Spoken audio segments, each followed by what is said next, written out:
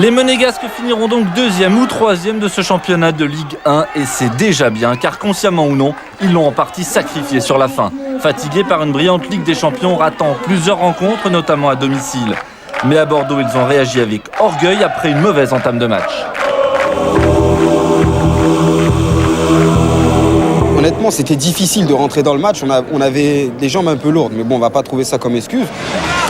Les Bordelais, eux, n'ont pas les jambes lourdes, du moins pas encore. À un peu plus d'une heure des vacances, Feindouno au centre, deux Monégasques chargent Chamac, ce qui libère l'espace pour Riera décalé au deuxième poteau. 1-0 pour Bordeaux. Les Girondins disputent un match de gala contre Monaco, n'ayant depuis longtemps plus rien à gagner dans ce championnat. Et c'est bien là le problème, les supporters sont furieux après une saison blanche. Les Ultras sont rentrés dans le stade après 20 minutes de jeu, ratant le but de Riera, mais pas celui d'Adebayor. À la pause, un partout. Si à Bordeaux c'est la grogne, dans le vestiaire monégasque, Didier Deschamps a haussé le ton, car malgré l'égalisation de l'attaquant togolais, il juge très sévèrement la première mi-temps de ses joueurs. Il n'y avait pratiquement rien, donc ça pouvait pas être pire. Et même si je peux comprendre, parce que j'ai été joueur aussi, que dans la tête, consciemment, inconsciemment, il y a le match de mercredi, mais c'est pas la meilleure façon de le préparer. Donc bon, j'ai un peu soufflé dans les branches, comme on dit, encore une fois. Deschamps a été clair, pas question de se satisfaire d'un résultat nul, de se ménager avant la finale. Evra pour Bernardi, superbe combinaison qui surprend la défense de Bordeaux. Le jeune gardien Valverde, premier match en Ligue 1, ne peut que dévier le ballon dans son but. 2-1 pour Monaco.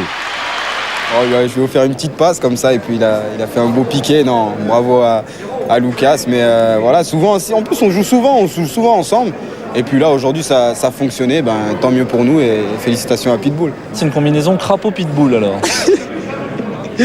Crapaud, c'est du bluff. Je sais pas qui ça, c'est Gaël et Toto qui ont sorti ce mot-là. Ils disent que je sais pas, je jaillis comme un crapaud, mais ça c'est du bluff. Non, Pitbull, c'est Pitbull, vous avez vu. Quand on n'a pas le ballon, on a l'impression qu'il est plus content que quand on a le ballon.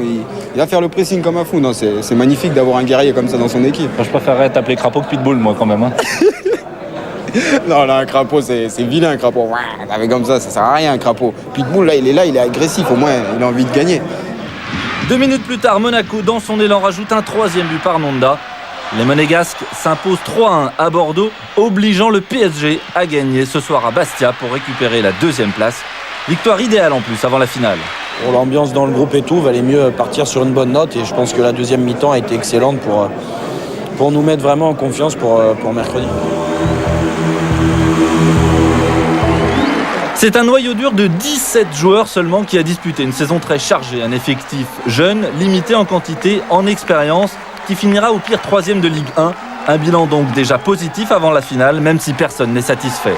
Honnêtement, j'avais dit que si on n'était pas champion, j'allais dire que notre saison en championnat, on l'a ratée. Et je crois que sans la Champions League, on pouvait gagner la champion.